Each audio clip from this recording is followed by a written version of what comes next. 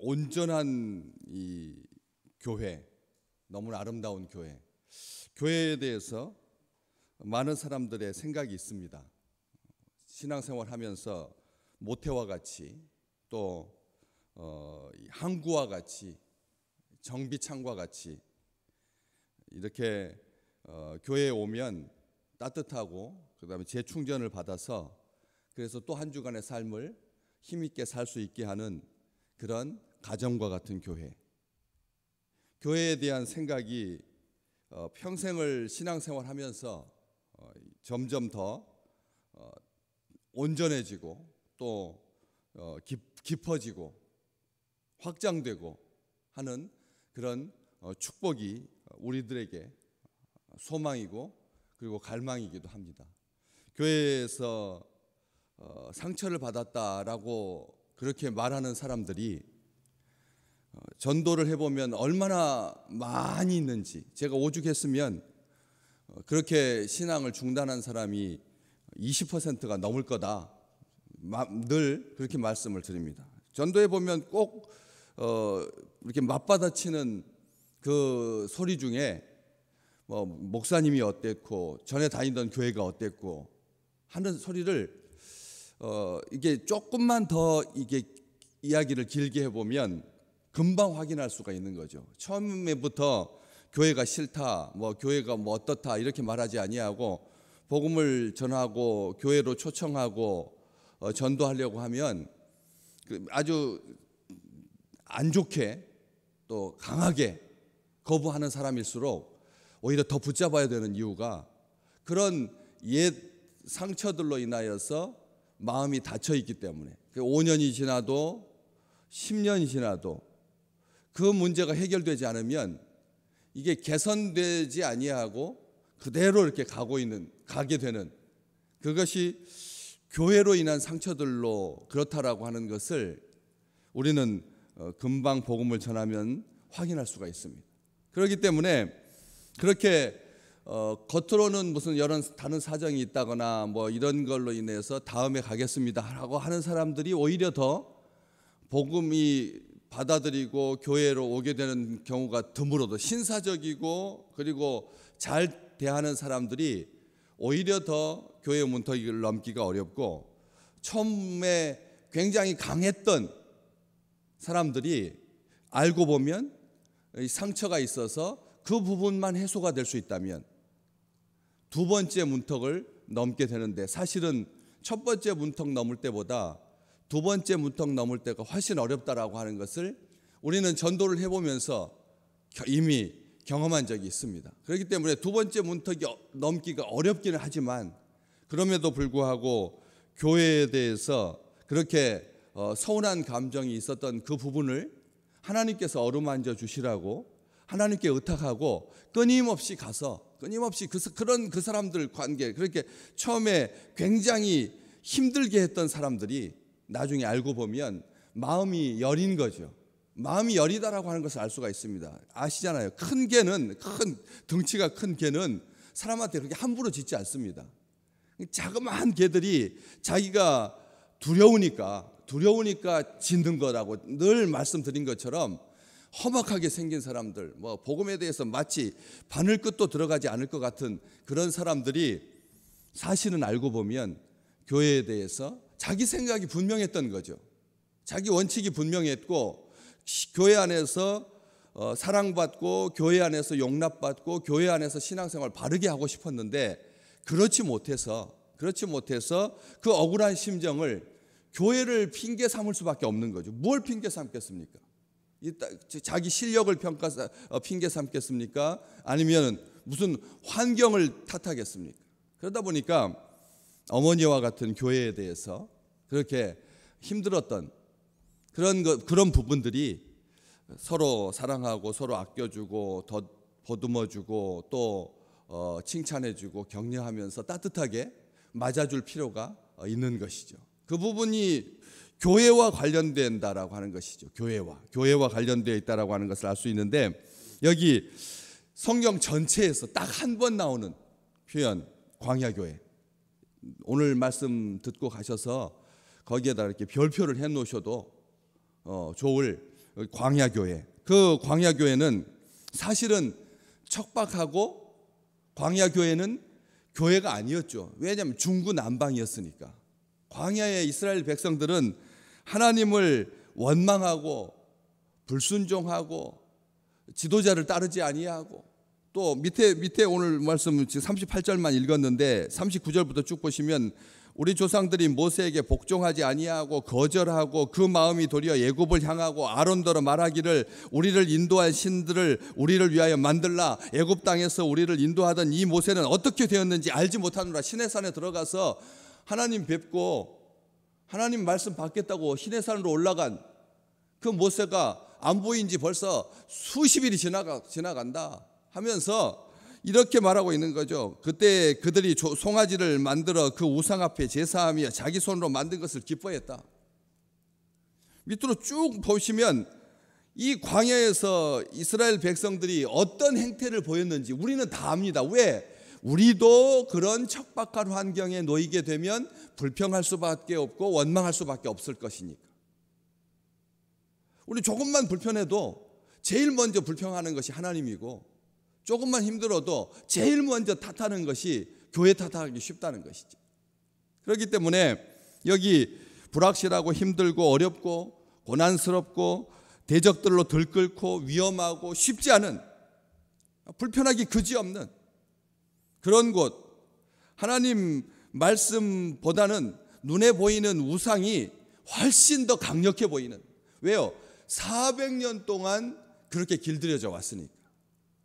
눈에 보이는 그런 우상 앞에 얼마나 근사하고 얼마나 재밌고요. 또 세상의 축제라고 하는 것이 낮에는 그렇게 금식하고 뭐 낮에는 절제하고 하다가 밤만 되면 그냥 만신창이가 되도록 막 술로 가득 찌들어서 그렇게 지내는, 알잖아요. 우리가 알지 않습니까? 그런 것처럼 이집트의 이 종교라고 하는 것이, 이집트의 신앙이라고 하는 것이, 이집트의 가치관이라고 하는 것이, 이집트의 문화라고 하는 것이 어땠는지 충분히 400년 동안 그렇게 길들여져 왔기 때문에 다시 원점으로 돌아간 겁니다. 금방 모세가 보이지 않으니까 금방 원점으로 돌아간 것이죠. 이런 임시적인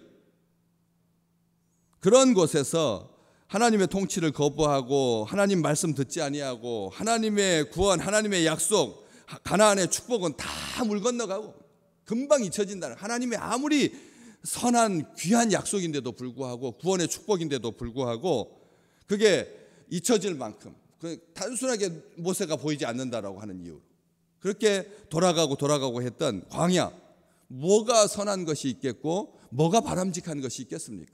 얼마나 불편했겠습니까? 아시지 않습니까? 텐트 생활이라고 하는 것이, 광야에서 텐트 생활이라고 하는 것이 우리가 지금 글램핑하는 그런 것처럼 뭐 소세지 구워 먹고 사랑하는 가족들과 함께 오붓하게 밑에 판도 딱 널빤지로 돼 있어가지고 그냥 이 피스톤 잘 나오는 산소가 그냥 확확 공급되는 그런 경치 좋은 곳에서 2, 3일 있다가 오는 게 아니잖아요.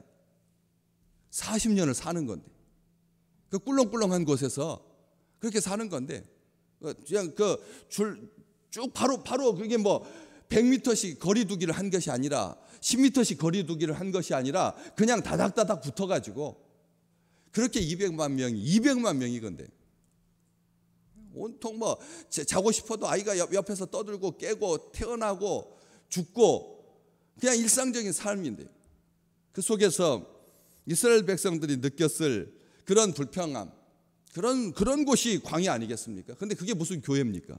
우리가 여기에서 우리는 어느 인생 살다 보면 이 광야 교회라고 하는 의미가, 광야라고 하는 의미가 어디든지 다 광야인 것이죠. 그렇지 않습니까? 바깥만 광야인 게 아니라 그 안에서 벌어지는 일들이 더 광야인, 바깥의 광야는 차라리 견딜 수 있겠지만 이 심적이고 그리고 감정적인 광야 상태에 돌입하게 되면 그때부터는 뭐 가족이 원수가 아니겠습니까? 뭘 대놓고 어른들 다 줄줄이 계시고 막 그런 어른들이 다 있는데 싸웠다고 해서 그냥 뭐 갈라서고 해결되고 할 그런 게 전혀 없는, 안 그렇겠습니까? 그런 구조 속에서 사는데 뭘 오죽 불편했겠습니까? 여인들이 가졌던 그 고통이야 말로 다 할 수 없는 그런 속에서 스데반은 구약 성경을 교회론적으로 해석하고 있다는 것이죠. 교회론적으로 종말론적인 관점에서 성경을 바라본다는 것입니다. 이게 우리로 하여금 우리의 삶을 어떻게 바라봐야 되느냐, 오늘 이 땅에서 살아가고 있는 주의 백성들에게 이 세상을 어떤 식으로 바라봐야 되는지 보여주는 귀중한 단서가 되는 것이죠. 광야를 교회라고 스데반이 말한 것입니다. 스데반이 말한 거죠. 광야를 교회라고. 광야는 교회가 아니었는데 단지 한 중간에 성막, 증거의 장막, 밑에 보시면 44절 말씀에 광야에서 우리 조상들에게 증거의 장막이 있었으니 증거의 장막이 있었다. 증거의 장막이 있었다. 이런 장막만 있었을 뿐이지 그냥 일상적인 삶이었지 않습니까? 우리도 마찬가지고요. 우리의 삶 속에 날마다 지성소가 그렇게 준비되어 있어가지고 나갈 때마다 들어올 때마다 하나님 앞에 예배하고 하나님 앞에 경배하고 하나님 앞에 감사하고 하나님 앞에 희생 제물을 드리고 그러지 않지 않습니까? 그냥 우리의 삶을 살 뿐인데 주일날 겨우 형식을 갖추어서 하나님 앞에 예배 드리는 것이 다인데 우리가 어떻게 우리의 삶을 교회라고 할 수가 있겠습니까? 그런데 스데반은 그것을 교회라고 한다는 것이죠. 여기 몇 가지 중요한 이 광야의 교회가 여러 가지 딱 벌써 스데반은 말하고 싶은 게 있는 것이죠. 38절 오늘 읽은 말씀에 시내산에서 말하던 그 천사가 있었고, 두 번째는 우리 조상들과 함께 있었고, 제일 중요한 것이 후반부죠. 살아있는 말씀을 받아 우리에게 주던 자 모세가 함께 있는, 그러면 다다라는 것이죠. 그게 다라고 하는 것입니다. 아멘. 우리가 히브리서 기자가 설명하잖아요. 우리는 우리만 사는 게 아니다. 우리를 응원하는 그 숱한 믿음의 선배들이 하늘에서 다 보고 계시다. 우리를 응원하고 있다. 우리만 그냥 고군분투하면서 간신히 겨우 신앙생활하는 것이 아니라 하늘의 천사들이, 하늘 아버지께서, 우리 주님께서 우리와 함께 계신다. 성경은 분명히 그렇게 말하고 있습니다. 중요한 말씀입니다.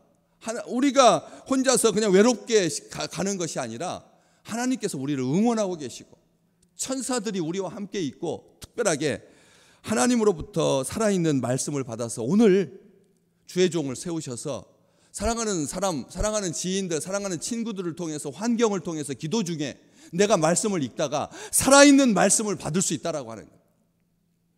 이게 얼마나 중요한 일인데, 지금 이 땅의 교회들, 제가 이 노회 일하면서 얼마나 많은 교회들을 대합니까? 200여 교회, 정말 큰 노회인데 거기에 속해 있는 교회들, 자고 나면 이 소리, 자고 나면 저 소리.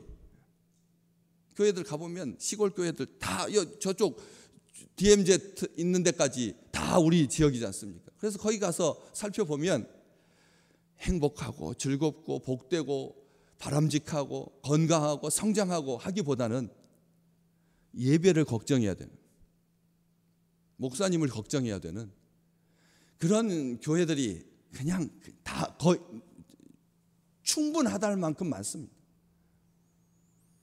우리가 오늘 이 말씀, 정말 그 이상적인 천사들이 시내산에서 말하던 그 천사, 그냥 한 번도 보지 못하던, 그냥 막연하게 생각하는 그런 천사가 아니라 모세의 눈앞에서 가시떨기 불 가운데서 함께했던 그 천사, 낯선 천사가 아니라 모세와 함께하던 하나님의 말씀을 전해주던 그 천사, 그리고 조상들이 함께 있는, 세상을 떠나고 안 떠나고를 떠나서 조상들이 함께 해주고 있는 그런 믿음의 조상들과 함께하는, 그리고 살아있는 말씀을 받아서 우리에게 주던, 그래서 광야는 40년 동안의 그 기간이 믿음을 향하게 하는 훈련의 기간이었고, 두려워하지 않게 하고 강하고 담대하게 하나님의 군대가 되어서 가나안 땅을 향하여서 진군하게 하는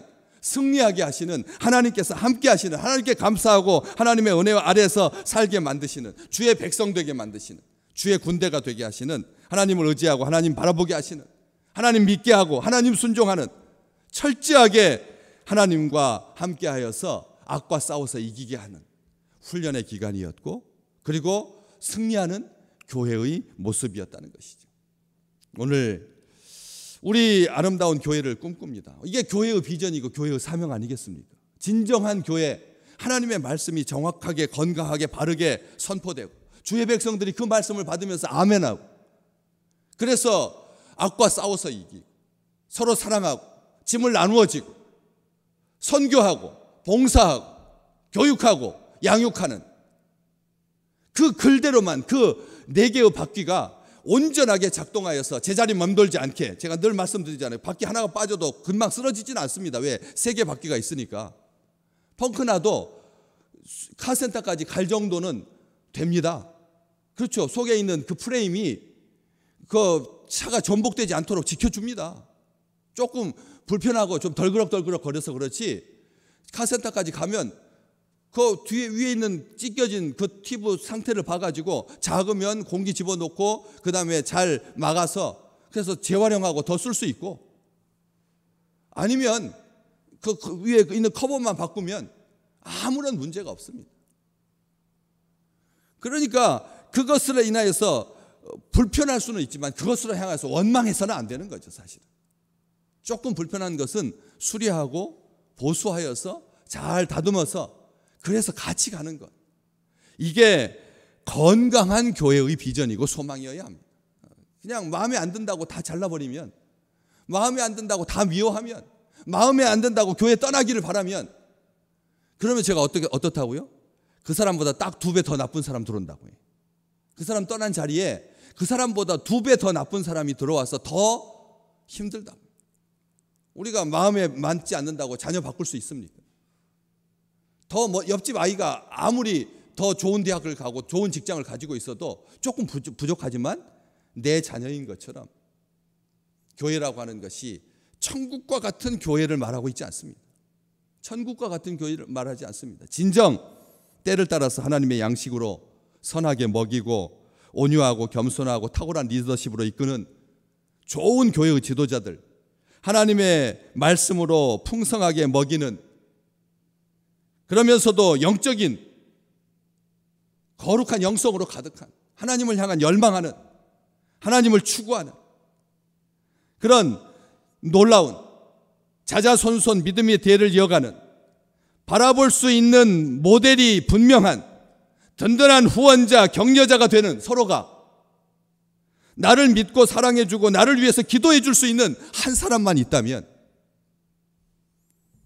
그 교회는 건강한 교회이고 하나님께서 우리에게 허락해 주신 복인 줄로 믿습니다. 우리 교회가 그러기를 소망합니다. 소망합니다. 다들 그렇게 기다리고 있더라고요. 목사님이 전화 한 통 해주기를. 목사님이 전화 한 통 해주기를 기다리고 있더라고요. 사랑하는 교회 지도자들이, 교회 부목사님이 전화해 주는 것도 감격스럽고, 장로님들이 전화 한 통 해주는 것도 그렇게 소망스럽고, 목사님이 그렇게 챙겨주는, 그렇게 사랑하는 아름다운 교회가 되어서 그 광야의 기간 동안 하나님의 군대로 거듭나는 놀라운 축복이 우리 믿음의 식구들에게 오늘도 이 험한 세상 살아가면서 충분하게 풍성하게 임하는 아름다운 하나님의 약속이 되고 신실한 성취가 되시기를 주의 이름으로 축복합니다.